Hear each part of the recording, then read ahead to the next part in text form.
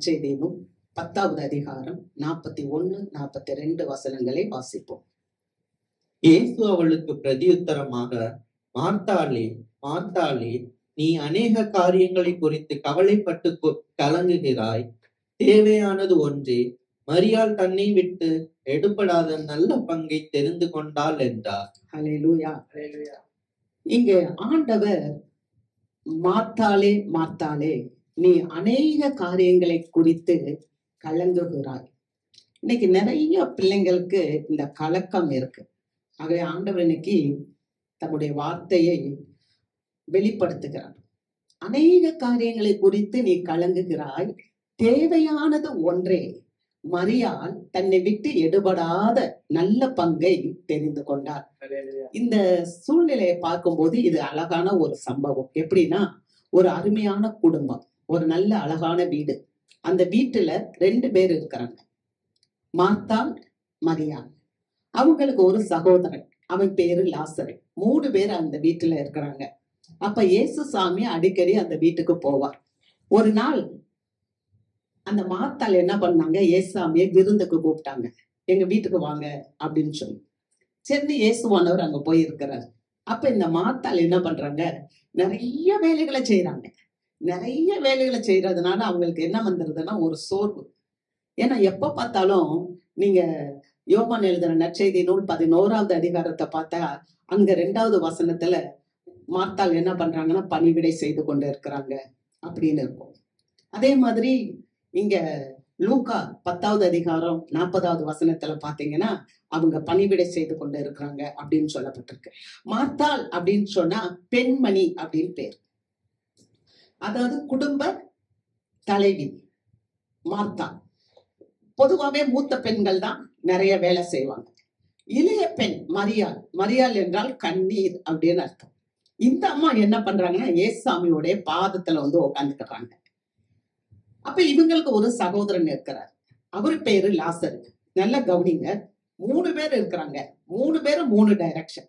மார்த்தாள் வந்து வேலை செஞ்சுக்கிட்டே இருக்கிறாங்க, மரியாள் வந்து இயேசுவோடைய பாதத்துல உட்கார்ந்துட்டே இருக்கிறாங்க, லாசர் வந்து வியாதியா இருக்கிறார்.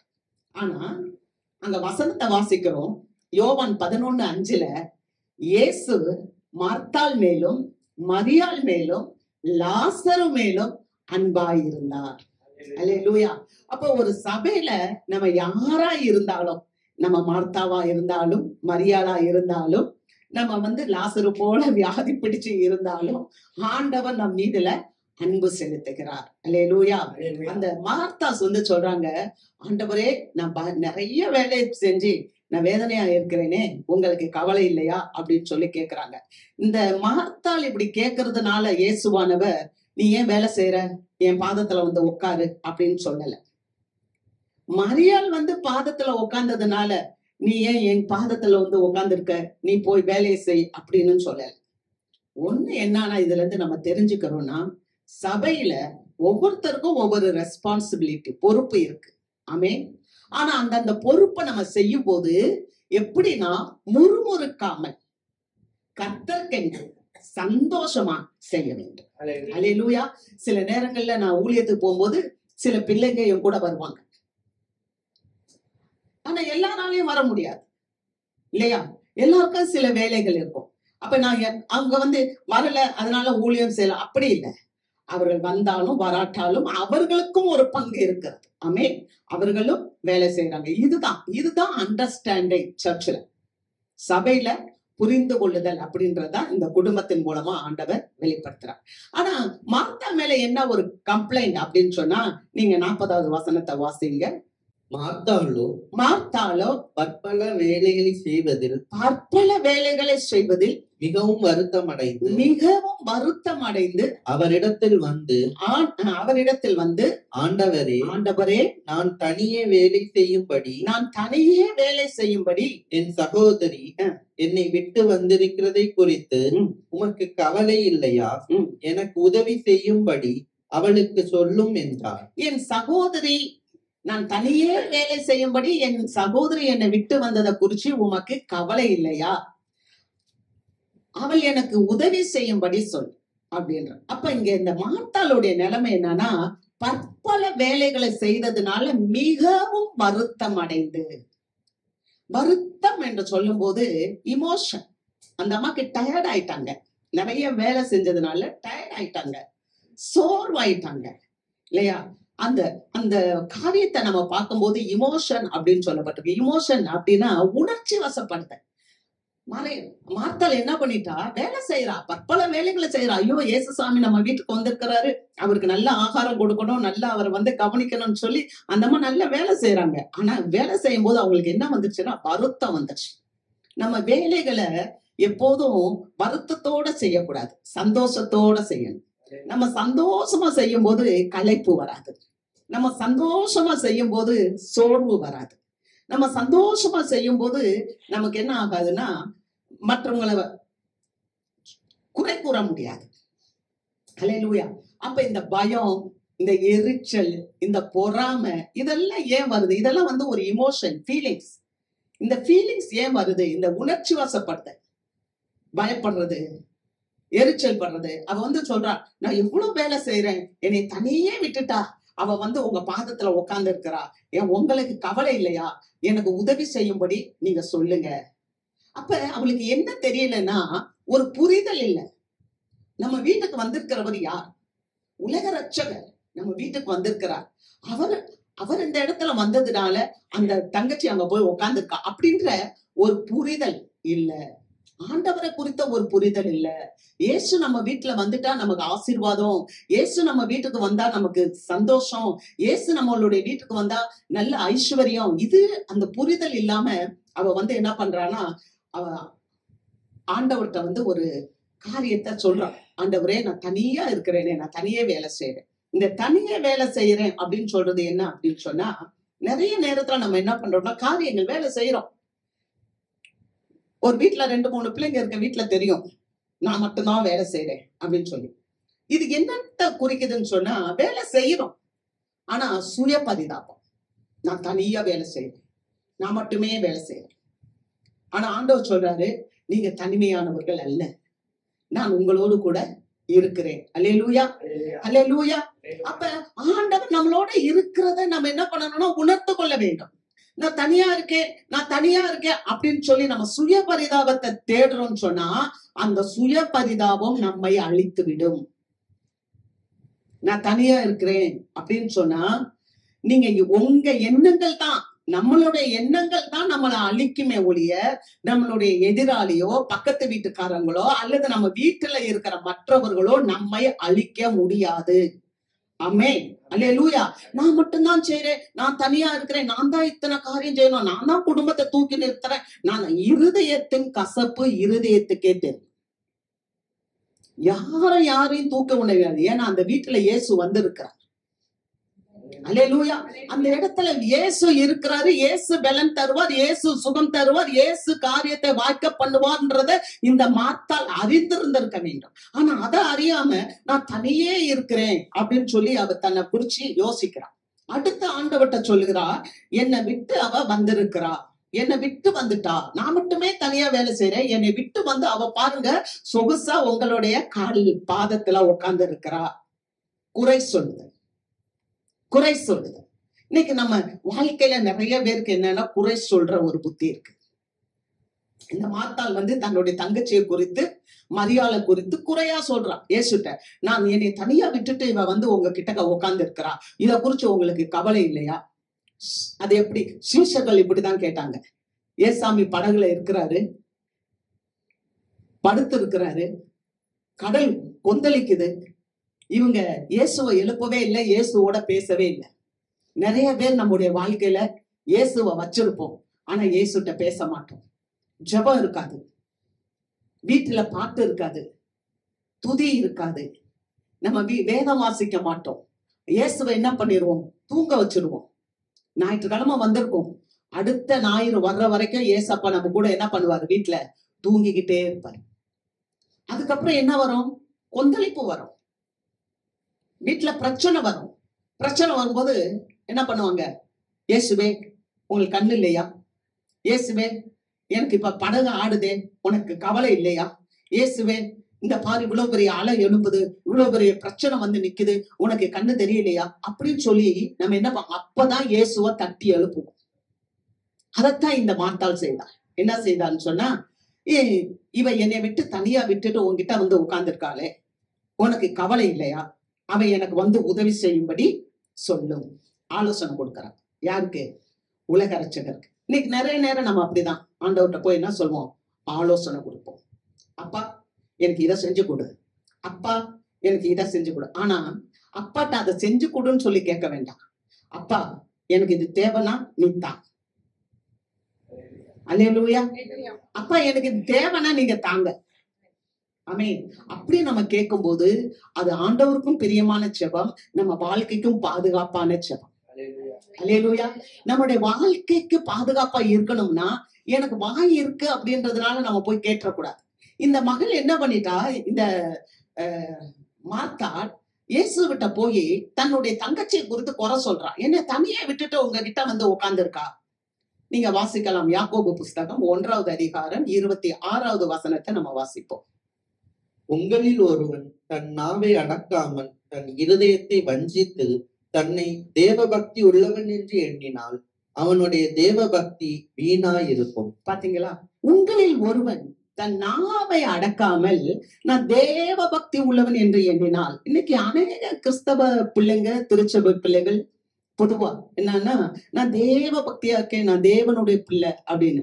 ஆனா என்ன இல்லைன்னா நாவை அடக்குறது இல்லை. நம்முடைய வாயை நம்ம அடக்காம நான் தேவனுடைய பிள்ளை அப்படின்னு நம்ம சொன்னோம்னா அந்த தேவ பக்தி என்னவா இருக்கும்னு சொன்னா அது வீணா இருக்கும். நம்ம தேவனுடைய பிள்ளையே இருக்க மாட்டோம். பாருங்க, இயேசுவானவர் வந்து நல்லா ஏத்தி விடுறான். அவன் தனியா என்னை விட்டு வந்துட்டான். குறை சொல்றது. ஒரு மனுஷனை பத்தி எப்ப பார்த்தாலும் தவறாவே ஒருத்தவங்கள்ட்ட சொல்லி சொல்லி சொல்லி அவங்களுடைய மனநிலைமைய மாத்தி அந்த மக்கள் மேல ஒரு பேட் இம்ப்ரெஷனை கொண்டு வர. It is wrong. இது ரொம்ப தவறு. கர்த்தர் நம்மளோட பேசுறான். அது நானானாலும் சரி, நம்மோட தேவன் பேசுறான். ஒரு மனுஷனை குறிச்சு இல்லாததை போய் போய் போய் நம்ம பேசி பேசி அவங்க மேல வந்து என்ன பண்றதுன்னா ஒரு வெறுப்பை ஏற்படுத்துறது தவறு. நம்ம வாயை வந்து என்ன பண்ணணும்? கட்டுப்படுத்தணும். நாங்க மத்தேயுல வாசிக்கிறோம் 5வது அதிகாரம் 22வது வசனத்துல நியாயமில்லாம கோபிக்கிறோம். ஒரு மனுஷன்ட்ட நியாயமில்லாம கோபித்தோம் என்றால் அவன் வந்து நியாய தீர்ப்புக்கு ஏதுவாய் இருக்கிறான். தன் சகோதரனை வீண் என்று சொல்லுகிறவன் ஆலோசனை சங்க தீர்ப்புக்கு ஏதுவாய் இருக்கிறான். மூடனே அப்படின்னு சொன்னா எரி நரகத்துக்கு ஏதுவாய் இருப்பான். பாத்தீங்களா? வீணா கோபிக்கிறது. ஏன் வீணா ஒரு மனுஷனை வந்து நம்ம கோபிக்கிறோம்? எந்த காரியமே இருக்காது, எந்த காரியமே இருக்காது. இந்த அவ பாட்டுக்கு வந்துதான் உட்காந்துருக்கா அந்த பொண்ணு. அவங்க ஏசப்பா வந்திருக்காருன்னு வந்து பாதத்துல உட்காந்துருக்கா. எந்த தவறும் பண்ணல. நிறைய காரியங்களை நம்ம என்ன பண்றோம்னா மற்றவங்களுடைய வளர்ச்சியை பார்க்கும்போது நமக்கு என்ன வந்துருதுன்னா கோபம் வந்துருது. அப்படி நம்ம கோபப்பட்டு ஒண்ணுமே இருக்காது, பிரச்சனையே இருக்காது. அங்க வசனம் சொல்லுது பாருங்க, தன் சகோதரனை நியாயம் இல்லாமல் கோபித்துக் கொள்கிறது. நல்லா பேசிட்டு இருப்பாங்க, திடீர்னு அடைச்சிருவாங்க. பாத்திருக்கீங்களா? நல்லா பேசிட்டு இருப்பாங்க, திடீர்னு அடைச்சிருவாங்க. நல்லா அவங்க கிட்ட வருவாங்க, ஆனா திடீர்னு பாத்தீங்கன்னா மண்டையை திருப்பிடுவாங்க. நியாயம் இல்லாமல் கோபிக்கிறது. என்ன காரியமே தெரியாது, பேச்ச நிப்பாட்டிடுவாங்க. அவங்க எல்லாம் யாரு அப்படின்னு சொன்னா அவங்களாம் நியாய தீர்ப்பு, அவங்களுக்கு நியாய தீர்ப்பு உண்டு அப்படின்றாங்க. இது யார் சொல்றா? இயேசுவானவர் வாயை திறந்து சொல்றார். ஒரு மனுஷனை பத்தி இவன் வீணா இருக்கிறான். யாரையும் ஆண்டவர் இந்த உலகத்துல வீணா வைக்கல. அல்லேலூயா, அல்லேலூயா. நம்ம சரீரத்துல இத்தனை உறுப்புகள் இருக்குல்ல, ஏதாவது ஒரு உறுப்புகளை ஆண்டவர் நமக்கு வீணா வச்சிருக்கிறாரா? நமக்கு கண்ணோ காதோ மூக்கோ சுவாசமோ ஏதாவது வீணா இருக்கா? அதை ஃபங்க்ஷன் பண்ணிட்டு தானே இருக்கு. அப்ப நம்ம வீணே அப்படின்னு சொன்னோம்னா நமக்கு என்னன்னா ஆலோசனை சங்க தீர்ப்பு இருக்குதான். நீ வந்து மூடனே அப்படின்னு ஒரு மனுஷனை சொன்னா, சகோதரனை பார்த்து சொன்னா எரிநரகத்துக்கு ஏதுவா இருப்ப. அல்லேலூயா. அது மாத்திரம் இல்ல, நீங்க வாசிக்கலாம் மத்தேயு எழுதின புஸ்தகம் 18வது அதிகாரம் 9வது வசனம். உன் கண் உனக்கு இடரல் உண்டாக்கினால் அதை பிடுங்கி எரிந்து போடு. 2 கண்ணுடையவனாய் எரிநரகத்தில் தள்ளப்படுவதை பார்க்கிலும் ஒற்றை கண்ணனாய் ஜீவனுக்குள் பிரவேசிப்பது உனக்கு நலமாயிருக்கும். அல்லேலூயா. நம்ம வாய மாத்திரம் இல்ல, நம்முடைய கண்களையும் நாம பாதுகாத்துக் கொள்ள வேண்டும். ஆமென், ஆமென். ஆண்டவர் எனக்கு சில காரியங்களை சபைக்கு வெளிப்படுத்துகிறார். இந்த மார்த்தா மூலமாக, மரியாள் மூலமாக ஆண்டவர் சபைக்கு சில காரியங்களை நமக்கு வெளிப்படுத்தி பேசுகிறார். இங்க வாசிக்கும் போது ஆண்டவர் சொல்லுகிறார், உன் கண் உனக்கு இடரல் உண்டாக்கினால் உன் கண்ணை பிடிக்கி போடு, நீ 2 கண் உடையவனாய் நீ எரிநரகத்துக்கு போறத பார்க்கலாம், ஒற்றை கண் உள்ளவனாய் நீ பரலோகத்துல போகிறது நலமாய் இருக்கும். அப்படின்னா என்னங்க? ஆண்டவர் என்ன சொல்றாரு? நீ கண்ணை பிடிங்க போடுன்னு. கண்ணை பிடிங்கன்னா 2 கண்ணையும் பிடிங்க போட்டணும். 2 கண்ணையும் தான் பிடிங்க போடணும். இப்ப டிவி பாக்குதுன்னா 2 கண்ணு பார்க்கும் இல்லையா? அப்ப 2 கண்ணையும் என்ன பண்ணிடணும்? பிடிங்க போட்டுறணும். ஆனா அங்க ஆண்டவர் சொல்றாரு, உன் கண்ணை பிடிங்க போடு, நீ 2 கண்ணு உடையவனா எரிநரகத்துக்கு போறத பார்க்கலாம், ஒற்றை கண் உள்ளவனாய் நீ பரலோகத்துக்கு போறது நலம் அப்படின்றாரு. அப்படின்னா என்ன? அப்படின்னா ஆண்டவர் இந்த கண்ணை பத்தி சொல்லல, இந்த கண்ணை பத்தி சொல்லல. ஆண்டவர் இந்த கண், அகக்கண், மனக்கண், நம்ம இருதயத்துல நம்ம சிந்திக்கிறோமே காரியங்கள், அதை குறித்து பேசுகிறார். அல்லேலூயா. சில நேரங்கள்ல நம்ம சில காரியம், இப்ப டிவி பாக்குறீங்கன்னா சில நியூஸ் பாப்பீங்க, அதனால கண்ணை பிடிங்க போட முடியுமா? இல்ல. ஆனா நம்மளுடைய இருதய சிந்தைய குறித்து ஆண்டவர் பேசுறார். நம்ம வாசிக்கலாம். ஆதியாகமம் புஸ்தகம் 13வது அதிகாரம் 10வது வசனத்தை நம்ம வாசிப்போம். ஆதியாகமம் 13:10. அப்பொழுது லோத்து தன் கண்களை ஏறெடுத்து பார்த்து யோர்தான் நதிக்கு அருகான சமபூமி முழுவதும் நீர்வளம் பொருந்தினதாய் இருக்க கண்டான். கர்த்தர் சோதோமையும் கொமோரோவையும் அழிக்கும் முன்னே சோவாருக்கு போகும் வழி மட்டும் அது கர்த்தருடைய தோட்டத்தை போலவும் எகிப்து தேசத்தை போலவும் இருந்தது. லோத்து தன் கண்களை ஏறெடுத்து பார்க்கிறான். கண்ணுலதான் பார்க்கிறான். நீர்வளம் பொருந்தினதாய் காணப்படுகிறது. அந்த யோர்தான் பகுதி நல்ல தண்ணி நிறைஞ்சு காணப்படுது.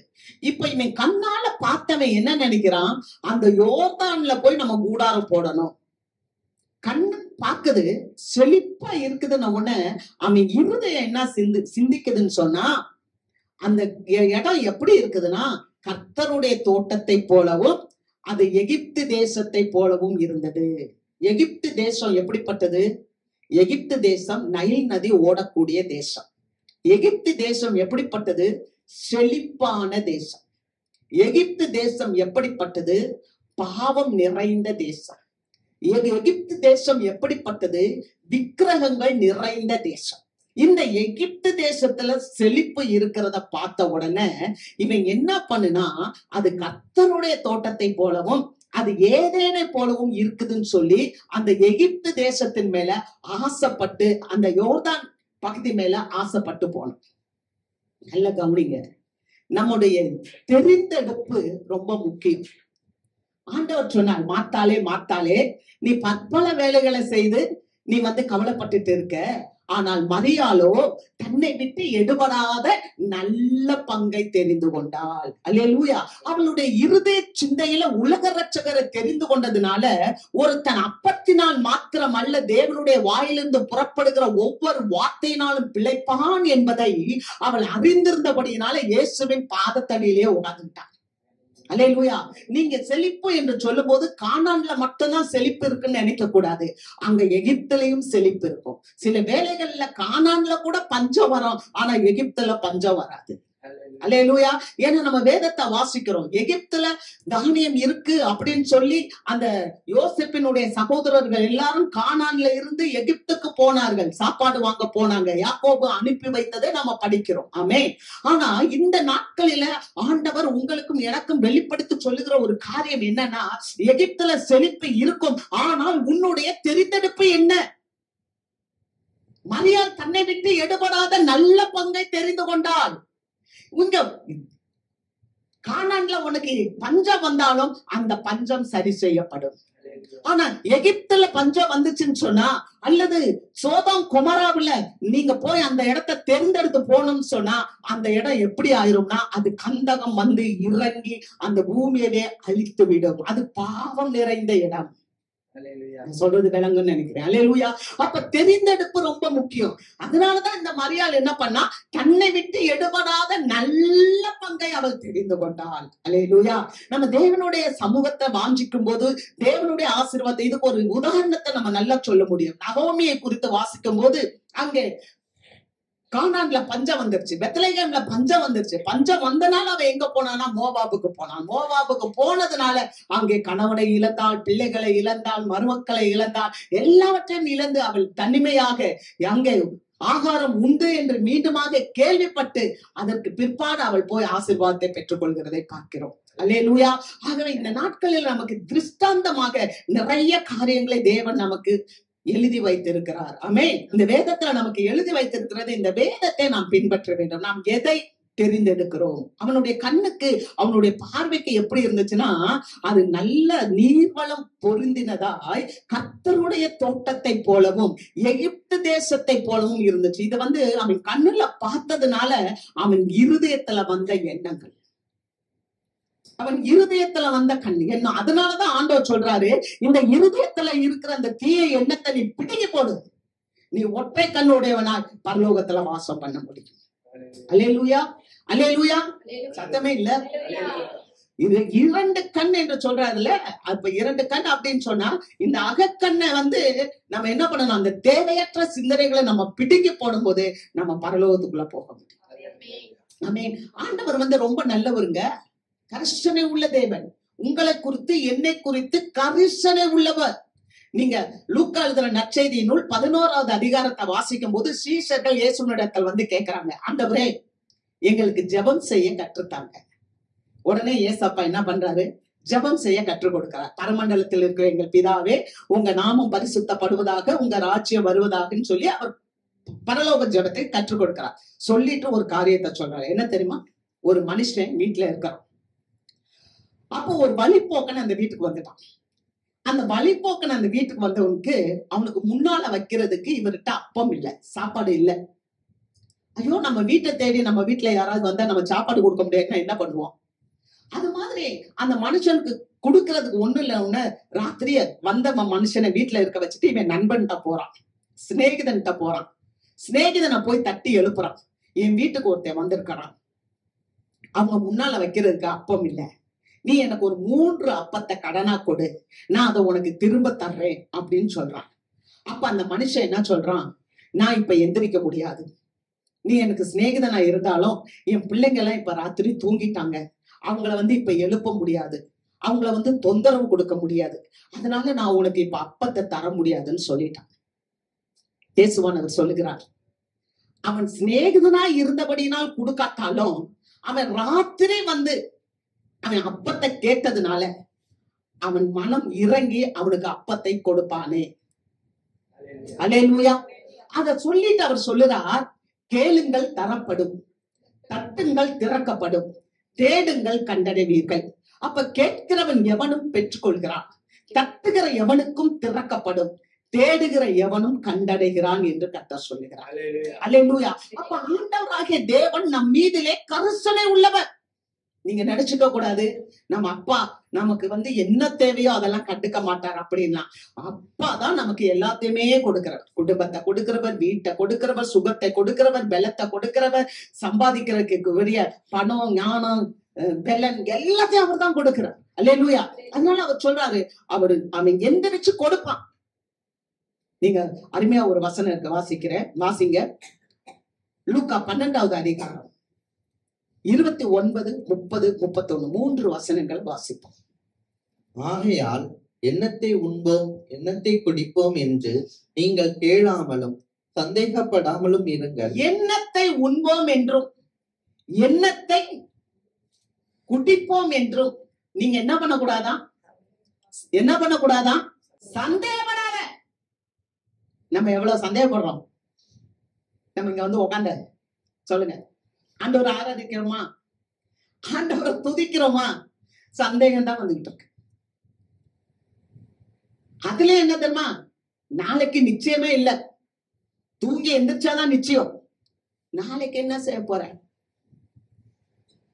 அதனாலதான் பெக்மான் சாயா நல்ல பாட்டு பண்ணாங்க. ஃபாதர், நாளைய தினத்தை குறித்து பயம் இல்லை. நாதன் இயேசு எல்லாம் பார்த்து கொள்வார், எல்லாம் பார்த்து கொள்வார். நாளை தினம் நாளைக்கு நடக்கட்டும். இன்னைக்கு என்னப்பா, இன்னைக்கு அப்பா என் கூட இருக்கா, நான் சந்தோஷமா இருக்கேன். அல்லேலூயா. ஆகவே அவர் சொல்ற எண்ணத்தை புசிப்போம் என்றும் எண்ணத்தை குடிப்போம் என்றும் நீங்க சந்தேகப்படாதீங்க. ரெண்டாவது கேட்காதீங்கப்பா. இதாப்பா கேட்பீங்க. எதப்பா கேட்கணும்? ரட்சிப்பு கொடு, அபிஷேகம் கொடு, சாந்த குணத்தை கொடு, நான் எப்போதும் நிலைத்து நிற்கிற அந்த காரியத்தை கொடு. இப்படி நம்ம ஆண்டவர்கிட்ட கேட்கணும். ஏன்னா நம்ம வந்துட்டோம், நம்ம ரட்சிக்கப்பட்டுட்டோம், நம்ம மீட்கப்பட்டுட்டோம். நம்ம மீட்பை இழந்து விடக்கூடாது. அல்லேலூயா, அல்லேலூயா. அடுத்த வசனம் வாசிங்க. இவைகளை எல்லாம் உலகத்தார் நாடி தேடுகிறார்கள், இவைகள் உங்களுக்கு வேண்டியவைகள் என்று உங்கள் பிதாவானவர் அறிந்திருக்கிறார். இதெல்லாம் யாரு தேடுறா? உலகத்தார் நாடி தேடுறாங்களாம். அவங்க நாட்டமே அதுதான், அவங்க நாட்டமே.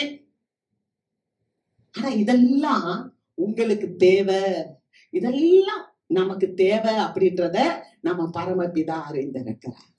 அல்லேலூயா. இவ்வளவு கரிசனை உள்ள தகப்பன் நமக்கு இருக்கிறாரு. நமக்கு எவ்வளவு கரிசனை உள்ள தகப்பன் இருக்கா. இந்த தகப்பன் மட்டும் நம்மளை விட்டு போகாம இருக்க பாத்துக்கணும். அல்லேலூயா. நான் நல்லா சொல்லுவேன். ஒரு தம்பி இருக்கிறார், வீட்டை அவ்வளவு பாதுகாப்பார், அவ்வளவு பராமரிப்பார். பிள்ளைகளுக்காக எங்க போனாலும் அதை வாங்கணும், இதை வாங்கணும், அதை வாங்கணும், இதை வாங்கணும். திடீர்னு ஒரு சின்ன சுகவீனம், ஒரு 2-3 மாசம் வெளியே போக முடியல. எப்படி ஆயிப்போச்சு? அப்ப இயேசுவை நம்ம காத்துக்கிட்டோம்னு சொன்னா, இயேசுவானவர் நமக்கு எல்லாவற்றையும் ப்ரொவைட் பண்ணிக்கிட்டே இருப்பார். அல்லேலூயா. அடுத்த வசனம் வாசிப்போம். தேவனுடைய ராஜ்யத்தையே தேடுங்கள், அப்பொழுது இவைகள் எல்லாம் உங்களுக்கு கூட கொடுக்கப்படும். அல்லேலூயா. ஆண்டவர் சொல்றார், தேவனுடைய ராஜ்யத்தையே தேடுங்கள், அப்பொழுது இவைகள் எல்லாம் உங்களுக்கு கூட கொடுக்கப்படும். அப்பா ஏசப்பா சொல்றாரு, பரலோக ராஜ்யத்தை தேடுன்னு சொல்லல. அல்லேலூயா. பரலோக ராஜ்யம் வேற, தேவனுடைய ராஜ்யம் வேற. அதனாலதான் ஆண்டவர் சொல்றார், தேவனுடைய ராஜ்யம் இப்போதே உங்களுக்குள்ள வந்து இருக்குது.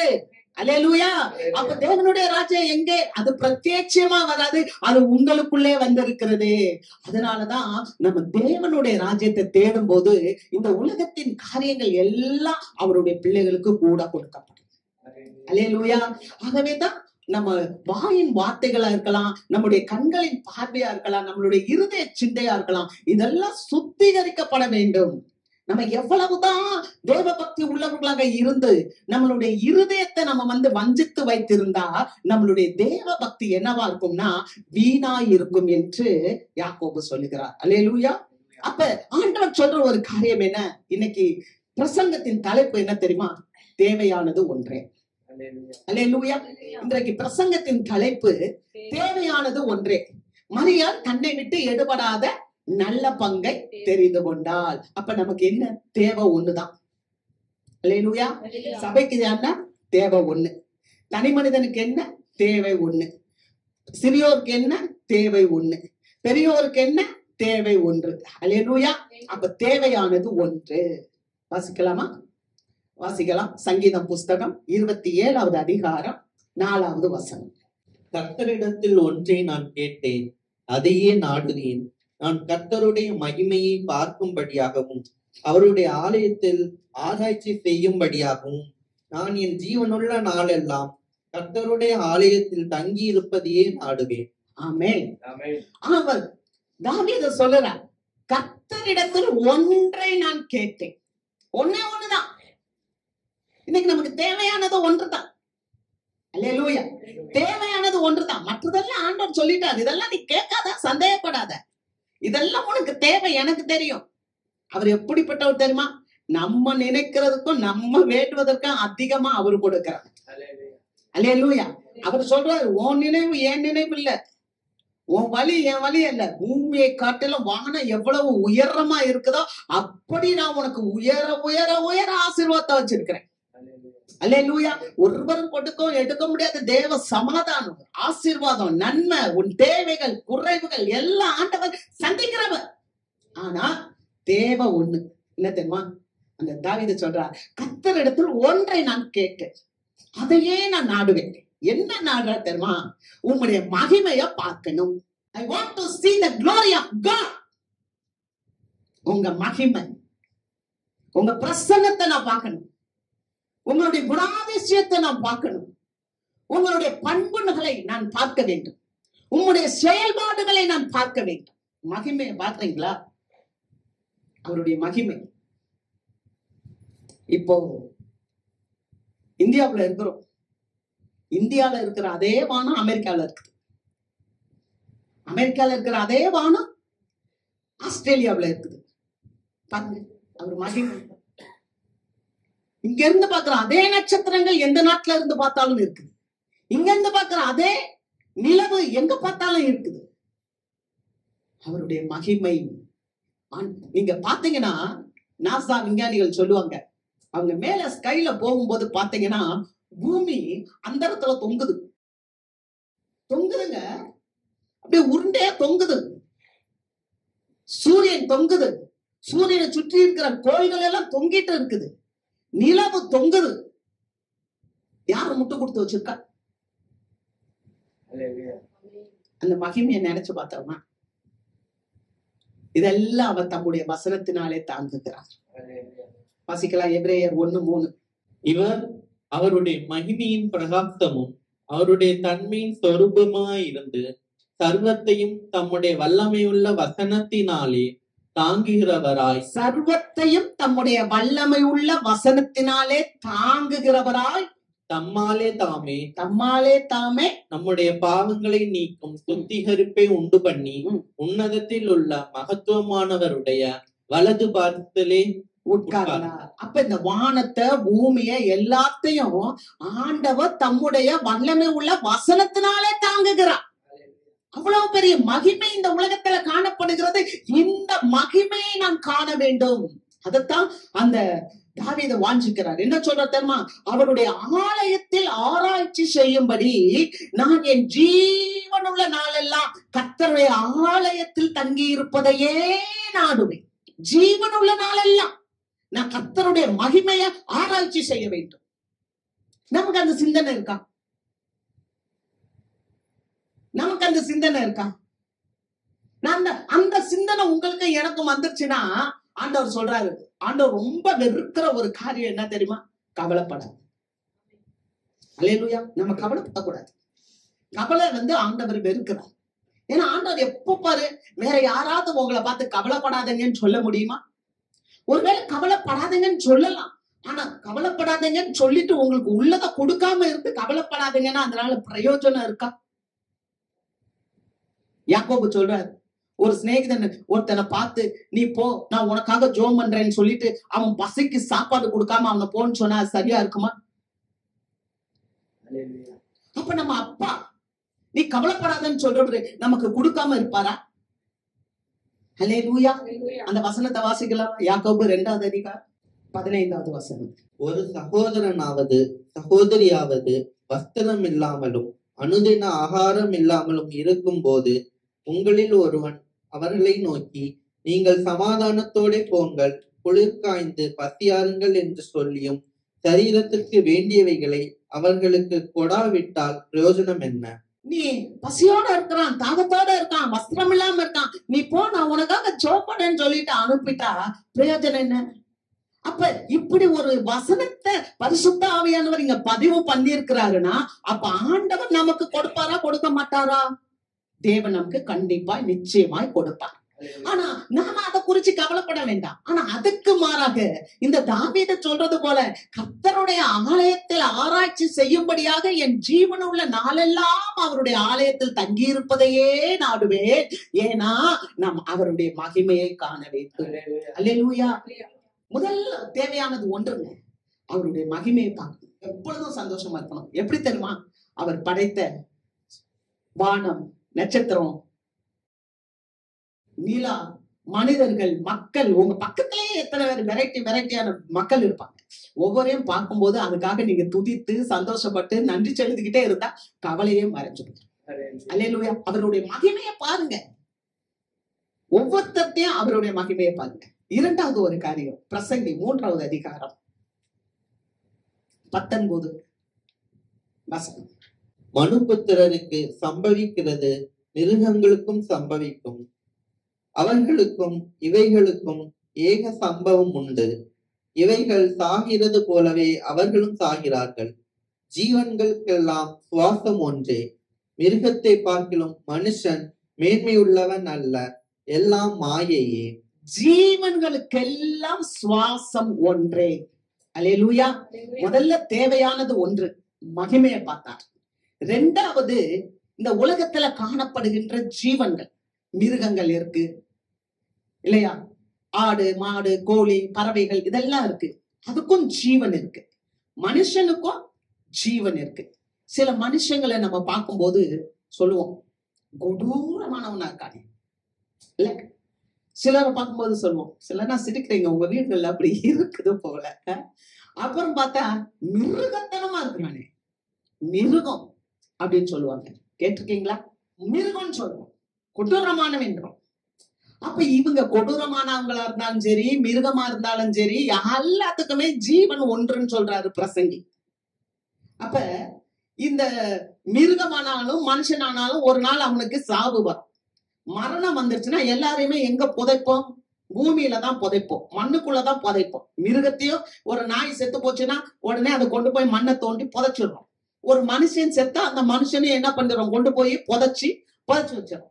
ஆனா ஞானி சொல்றாரு, நாய் செத்தா அதனுடைய ஆவி மேல வராது, ஆனா மனுஷனுடைய ஆவி, அவர் சொல்றாரு நீதிமொழிகள் 20:27, மனுஷனுடைய ஆவி கர்த்தர் தந்த தீபமாய் இருக்கிறது, அது நம்முடைய உள்ளத்தில் உள்ளதை எல்லாம் ஆராய்ந்து பார்க்கும். அப்ப நம்முடைய ஆவி, மனுஷனுக்கு ஆண்டவர் அவருடைய ஆவியை ஜீவ சுவாசத்தை ஊதினார். ஆதாம கூப்பிட்டு அவருடைய ஆவிய ஊதினார். அப்ப அந்த ஆவி மனுஷனுக்குள்ள இருக்கு, உங்களுக்குள்ள எனக்குள்ள இருக்கு. இந்த ஆவி நமக்குள்ள இருக்கிறத ஆராய்ந்து பார்க்கணும். அப்படி ஆராய்ந்து பார்க்கும் போதுதான் இந்த ஆவி என்ன பண்ணுமா? உயிரோட எழுப்பி ஆண்டவர்கிட்ட போய் சேரும். அல்லேலூயா. அப்படி இல்ல, நான் வாழ்ற நாட்கள்ல எல்லாருக்கும் ஜீவ சுவாசம் ஒண்ணுதான் சொல்லி, அந்த ஜீவ சுவாசம், அது நல்ல ஞாபகம் வச்சு கொடுங்க, ஜீவ சுவாசம். ஜீவ சுவாசம்னா அழிவில்லாதது, நித்திய ஜீவனுக்கு உரியது, நிலைவாழ்வுக்கு உரியது. நமக்கு ஊதப்பட்டது கிறிஸ்துவினுடைய அந்த ஆவி. அந்த ஆவி நமக்குள்ள இருக்கணும். நமக்குள்ள அந்த ஆவி இருந்துச்சுன்னா நம்ம உயிர்ப்பிக்கப்படுவோம், நம்ம உன்னதத்துல இருப்போம். அல்லேலூயா. ஏன்னா காண்கிறவைகள் எல்லாம் அனித்தியம், காணாதவைகளோ நித்தியம். வாசிக்கலாம் 2 கொரிந்தியர் 4:16-17. ஆனபடியினாலே நாங்கள் சோர்ந்து போகிறதில்லை. எங்கள் புறம்பான மனுஷனானது அழிந்தும் உள்ளான மனுஷனானது நாளுக்கு நாள் புதிதாக்கப்படுகிறது. மேலும் காணப்படுகிறவைகளை அல்ல, காணப்படாதவைகளை நோக்கி இருக்கிற நமக்கு அதி சீக்கிரத்தில் நீங்கும் லேசான நம்முடைய உபத்திரவம் மிகவும் அதிகமான நித்திய கன மகிமையை உண்டாக்குகிறது. அல்லேலூயா. காணப்படுறதில்ல, காணப்படாத ஒன்றை நான் நோக்கி இருக்கிறேன். அந்த காணப்படாத ஒன்றை நான் நோக்கி இருக்கிறதுனால என்னுடைய உபத்திரவம் சீக்கிரமா நீங்கி போயிரும். அல்லேலூயா. ஆகவே என்ன மனிதர்கள் குறை கூறும் அளவுக்கு நான் வாழ மாட்டேன், மிருகத்தனமாய் நான் வாழ மாட்டேன். ஏன்னா அவருடைய ஆவி விசேஷித்த ஆவியா இருக்கிறது. அல்லேலூயா. எல்லாருக்கும் ஒரே ஜீவ சுவாசம் தான், ஆனா எனக்கு ஊதப்பட்ட அந்த சுவாசம் விசேஷித்தமான சுவாசம். எத்தனை பேர் ஆமீன் சொல்றோம்? அல்லேலூயா. வேதாகமத்துல பார்க்கும்போது கூட விசேஷித்த ஆவி படைத்த யோசேப்பை பார்க்கிறோம், விசேஷித்த ஆவி படைச்ச யோசுவாவை பார்க்கிறோம், விசேஷித்த ஆவி படைத்த காலேபை பார்க்கிறோம், விசேஷித்த ஆவி படைத்த தானியேலை பார்க்கிறோம். இது போல நம்முடைய வாழ்க்கையில் அந்த பரிசுத்த ஆவி, விசேஷித்த ஆவி இருக்கும் போது காணப்படுகிற இந்த உபத்திரவங்கள் அல்ல, காணாத பரலோகத்தை நோக்கி இருக்கிற நமக்கு அதி சீக்கிரத்தில் நீங்கும் இந்த லேசான உபத்திரவம். அல்லேலூயா. ஆகவே தேவையானது ஒன்று எனக்கு, அது ஆண்டவருடைய பரலோகம். அல்லேலூயா. முதல்ல நான் தேவனுடைய மகிமையை பார்ப்பேன், இரண்டாவது நான் தேவனுடைய பரலோகம். எனக்காக ஒரு வீடு கட்டி கொண்டிருக்கிறாரே, அந்த வீட்டை காண நான் வாஞ்சையா இருக்கிறேன். அல்லேலூயா. அதற்கு தகுதி உள்ளவனாக நான் இந்த உலகத்துல வாழ்கிறேன். மூன்றாவது ஒரு காரியத்தை குறித்து வாசிக்கிறோம். யோவான் 9:25.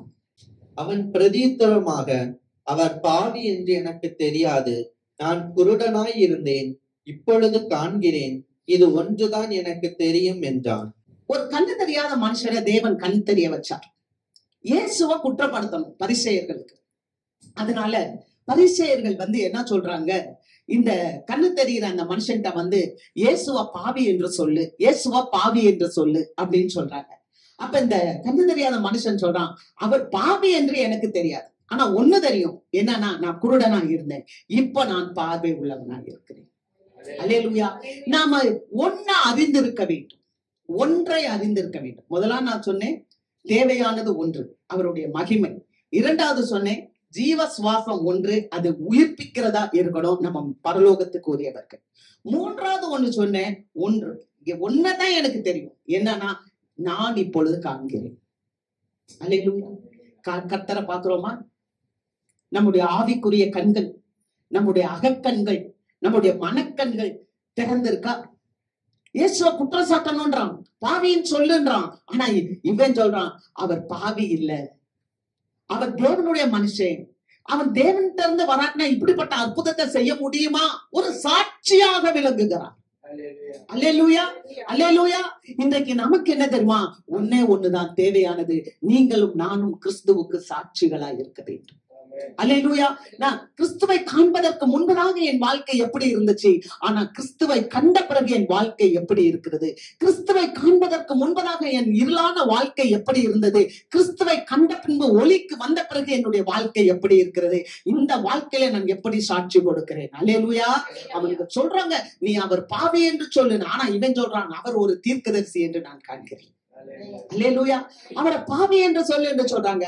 பாவிகளுக்கு தேவன் செவி கொடுக்க மாட்டார், அவர் தேவனிடத்திலிருந்து வந்ததுனாலதான் பிறவி கொண்டதாக எனக்கு அவர் கண் பார்வையை கொடுத்தார் என்று சொல்லி ஒரு சாட்சி கொடுக்கிறதை நாம் பார்க்கிறோம். அருமையான தேவ மக்களே, தேவையானது ஒன்று, நீங்களும் நானும் சாட்சிகளாக இருக்க வேண்டும். அல்லேலூயா. நான்காவது ஒரு காரியம், வேகமாக போவோம். நான்காவது ஒரு காரியம், பிலிப்பியர் 3வது அதிகாரம் 13. சகோதரரே, அதை பிடித்துக் கொண்டேன் என்று நான் எண்ணுகிறதில்லை, ஒன்று செய்கிறேன், பின்னானவைகளை மறந்து முன்னானவைகளை நாடி. பவுல் சொல்லுகிறார், சகோதரரே, அதை நான் பிடித்துக் கொண்டேன் என்று எண்ணுகிறதில்லை, ஒன்று செய்கிறேன். ஒரு விசுவாசி அல்லது ஒரு ஊழியர் அல்லது ஒரு அழைக்கப்பட்ட பிள்ளை, ஒரு தெரிந்தெடுக்கப்பட்ட பிள்ளை, ஒரு தேவனுடைய பிள்ளை என்ன செய்யணும்னா ஒன்று செய்யறேன்னு சொல்றாரு. என்ன செய்யணும்னா, நான் அதை பிடித்துக்கிட்டேன் என்றா சொல்றது இல்ல. எதை நான் தேவனுடைய ராஜ்யத்தை பிடிச்சிட்டேன் அப்படின்னு சொல்லிட்டு உட்காந்துக்கிட்டே இருக்கிறது இல்ல. அல்லேலூயா. நான் உட்காந்துக்கிட்டே ஒரு சப்பானிய போல அசைவில்லாம உட்கார்றது இல்ல. அவர் சொல்றாரு, ஒன்று நான் செய்கிறேன், என்னன்னா பின்னானவைகளை மறந்து முன்னானவைகளை நோக்கி கர்த்தர் அழைத்த பந்தய பொருளை பெற்றுக்கொள்ளும்படி லக்கை நோக்கி தொடர்கிறேன் என்று சொல்றாரு. அல்லேலூயா. அப்படின்னா என்னன்னா, என்னோட பின்னான காரியங்கள், என்னுடைய பின்னான தோல்விகள், என்னுடைய ஏமாற்றங்கள், கடந்த கால வாழ்க்கை, கடந்த கால பாவங்கள், கடந்த கால சூழ்நிலைகள், அதையே குறிச்சு என் வாழ்க்கையை நான் வீணடிக்க மாட்டேன். அல்லேலூயா. என் வாழ்க்கையில இது நடந்துருச்சு, என் வாழ்க்கையில இந்த மாதிரியான காரியங்கள் சம்பவித்தது, என் வாழ்க்கையில எனக்கு இப்படி, இதெல்லாம் நான் யோசிக்க போறது இல்ல. நான் ஒண்ணு செய்ய போறேன், என்னன்னா நான் பிடித்துக்கிட்டேன்னு இல்ல, நான் அதை பற்றிக் கொள்ளும்படி ஆசையாய் தொடருகிறேன். அல்லேலூயா. நான் அதை பிடித்துக் கொள்ளும்படி நான் ஓட போகிறேன். ஆமென். நான் உட்கார்ந்து இருக்க போறது இல்ல. என்னை ஆண்டவர் எதற்காக பிடித்தாரோ, நம்மளை இங்க எதுக்காக பிடித்தார், நம்மளை எதற்காக தெரிந்து கொண்டா? ஒவ்வொருத்தரும் ஒவ்வொரு இடத்துல இருக்கிறோம். சிலர் ஸ்கூல்ல வேலை பாக்குறீங்க, சிலர் ஆபீஸ்ல வேலை பாக்குறீங்க, சிலர் வெளியே போயிட்டு வரீங்க, எல்லாரும் வெளியே போறீங்க, சிலர் காலேஜுக்கு போறீங்க, சிலர் ஸ்கூலுக்கு போறீங்க, எல்லாம். ஆனா தேவன் நம்மளை எதற்காக பிடித்தார்? அதை நான் பற்றிக்கொள்ளும்படி நான் தொடருகிறேன், நான் ஓடுறேன். அல்லேலூயா. அப்ப என்னுடைய வாழ்க்கையில நான் கடந்த காலத்தை யோசித்துட்டு நான் அப்படியே நிக்க போறது இல்ல. I am moving forward. நான் முன்னோக்கி போவேன். என்னுடைய ஏமாற்றங்களையோ, என்னுடைய தோல்விகளையோ, என் வாழ்க்கையில இருக்கிற விரக்திகளையோ, என் வாழ்க்கையில இருக்கிற இழப்புகளையோ, என் வாழ்க்கையில காணப்படுகிற கசப்புகளையோ நான் திரும்பி பார்க்க போறது இல்லை. நான் பின்னானவைகளை மறக்கிறேன், நான் முன்னானவைகளை நாடுகிறேன். அல்லேலூயா. கர்த்தரை எனக்கு முன்பாக வைத்திருக்கிறேன், ஆகையால் நான் அசைக்கப்படுவதில்லை. அப்ப எனக்கு முன்பாக இயேசு இருக்கிறார், எனக்கு முன்பாக ஜீவன் இருக்கு.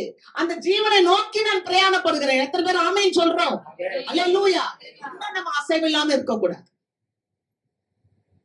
முன்னோக்கி போ, முன்னோக்கி போ. வாழ்க்கையில தேங்கிடக்கூடாது. தேங்கின ஒரு நீர் தேங்கிருச்சுன்னா அது குட்டையாயிரும். குட்டையாயிருச்சுன்னா அங்க வந்து கொசு, அங்க வந்து குப்பை, நாற்றம் எடுக்கும். அந்த நீர் ஓடுச்சுன்னா அது நல்ல நதியா இருக்கும். அது அநேக இடங்கள்ல செழிப்பை கொண்டு வரும். அல்லேலூயா. அது ஜீவ நதியா இருக்கும். ஆகவே தான் வாசிக்கலாம் எபிரேயர் 12:1. ஆகையால் மேகம் போன்ற இத்தனை திரளான சாட்சிகள் நம்மை சூழ்ந்து கொண்டிருக்க, பாரமான யாவற்றையும் நம்மை சுற்றி நெருங்கி நிற்கிற பாவத்தையும் தள்ளிவிட்டு, விசுவாசத்தை துவக்குகிறவரும் முடிக்கிறவருமாய் இருக்கிற இயேசுவை நோக்கி நமக்கு நியமித்து இருக்கிற ஓட்டத்தில் பொறுமையோட ஓடக்கிடவும். ஆகையால் மேகம் போன்ற இத்தனை திரளான சாட்சி இதுக்குள்ள இருக்கு. பாத்தீங்களா? இதெல்லாம் சாட்சி. ஆபிரகாம் ஒரு சாட்சி. ஆபிரகாமுக்கு பாடு இல்லையா? மோசே சாட்சி. மோசேக்கு பாடு இல்லையா? வாயத்துக்கு வாங்கி.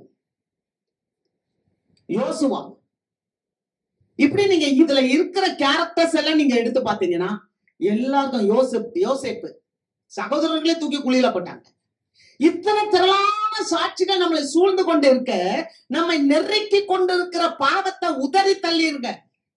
உதறி தள்ளி விட்டு சுற்றி நிற்கிற விசுவாசத்தை துவக்கிறது. நமக்கு விசுவாசம் தான். அல்லேலூயா. நமக்கு விசுவாசம் தான் செழிப்பான பகுதியா இருக்குன்னு சொல்லிட்டு நம்ம வந்து எகிப்துக்குள்ள போயிட முடியாது.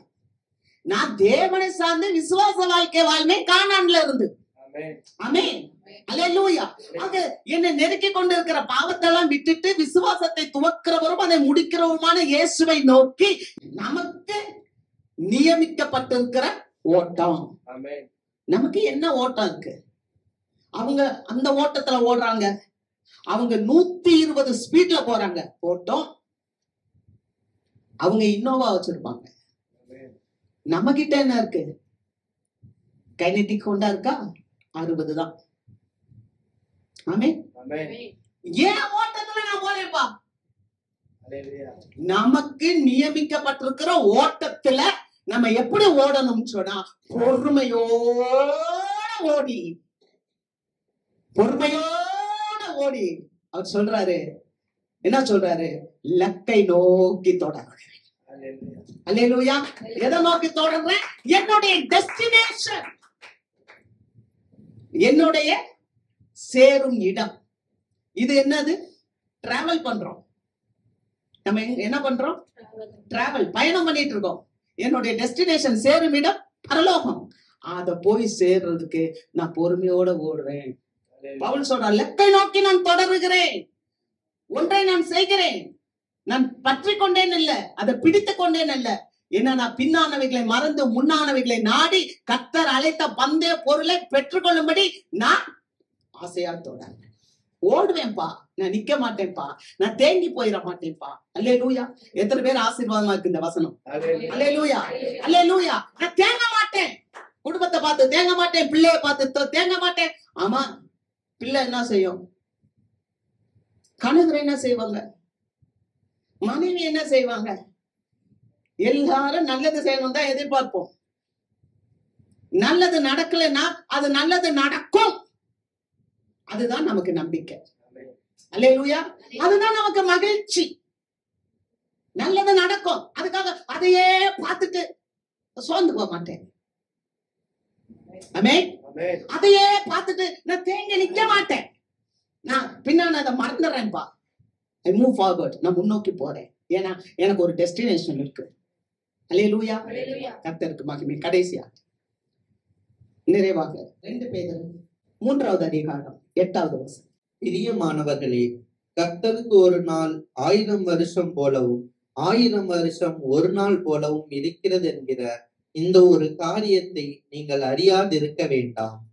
இங்க பேதுரு சொல்றார், இங்க ஒரு காரியம் இருக்கு. ஒரு காரியம் என்னன்னா இந்த காரியத்தை நீங்க கட்டாயம் அறிஞ்சிருக்கணும். விசுவாச பிள்ளைங்க இந்த ஒரு காரியத்தை நம்ம கட்டாயம் அறிந்திருக்கணும். தேவையானது ஒன்றுன்னு பார்த்தோம். தாவீது மகிமையை பார்க்கிறாரு. சாலமோன் சொல்றாரு எல்லாருக்கும் ஒரே சுவாசம், ஆனா மிருகங்கள் அழிவுக்குரியது, மனுஷன் உன்னதத்துக்குரியவன். ஆகவே அந்த கர்த்தர் தந்த தீபம் நமக்குள்ள இருக்கு. அது நம்முடைய செய்கைகளை ஆராய்ந்து பார்க்கும், நல்லதை செஞ்சு மேல போயிடும். அல்லேலூயா. மூன்றாவது ஒண்ணு பார்த்தோம், கண் தெளிவா இருக்கணும். ஆண்டவரை பார்த்து சாட்சியா நிக்கணும். அந்த மனிதன் சாட்சியா நின்னான். ஆண்டவரை குறை கூறவே இல்லை. முட்டிவு வரைந்த நிலை நிக்கணும். அம்மே, முட்டிவு வரைந்த நிலை நிக்கிறவன் தான் ரட்சிக்கப்படுவாங்க. ஒரு சில ஆசீர்வாதங்களை வாங்கின உடனே நம்மளை பின்னிட்டு போகும்படி வந்து செய்வாங்க. நீ இந்த ஆண்டவரை குறை சொல், இந்த ஆண்டவரை விற்று. ஏதோ அந்த இன்னைக்கு வர்ஷிப்ல பேசினாங்க, 1 கொரிந்தியர் 15வது அதிகாரம் 19வது வசனம். இம்மைக்காக மாத்திரம் நம்ம கர்த்தர் மேல் பக்தி உள்ளவங்களா இருந்தால் மற்ற எல்லா ஜனங்களை பார்க்கலாம் நீங்களும் நானும் பரிதவிக்க கூடியவர்களா இருப்போம். சில இலவசங்களுக்காக, சில காரியங்களுக்காக எனக்கு தேவனுடைய ஆலயம் வேணாம், தேவனுடைய சமூகம் வேணாம், ஆண்டவருடைய பிரசன்னம் வேணாம், இதெல்லாம் எனக்கு இங்க இருக்குது. நோ, எகிப்து இல்ல, யோர்தான் அல்ல, கானான்ல இருக்கும்போது கானானின் ஆசீர்வாதம் பெரிய ஆசீர்வாதம். அல்லேலூயா. அதுக்காக நம்ம காத்திருந்து நிலைத்து இருக்கணும். 4வது என்ன சொல்லப்பட்டுச்சு? பின்னானவைகளை நான் மறக்கிறேன், முன்னானவைகளை நாடுறேன், ஒண்ணு நான் செய்யறேன், பெற்றுக்கொள்ளத்தக்கதாக நான் ஓடுவேன். அல்லேலூயா. 5வது இங்க பேதுரு சொல்றாரு, நான் ஒண்ணு சொல்லுவேன், அந்த ஒண்ண நீங்க அறியாம இருக்க கூடாது, எல்லாரும் அறிந்திருக்கணும். என்ன தெரியுமா? நிறைய நேரம் நமக்கு என்ன தெரியுமா தோணும்? எத்தனை நாள் இந்த பாடு இல்ல, சொல்றோமா இல்லையா? எத்தனை நாள் இந்த பாடுப்பா. ஏதோ 1 நாள் 2 நாள்னா பரவாயில்ல.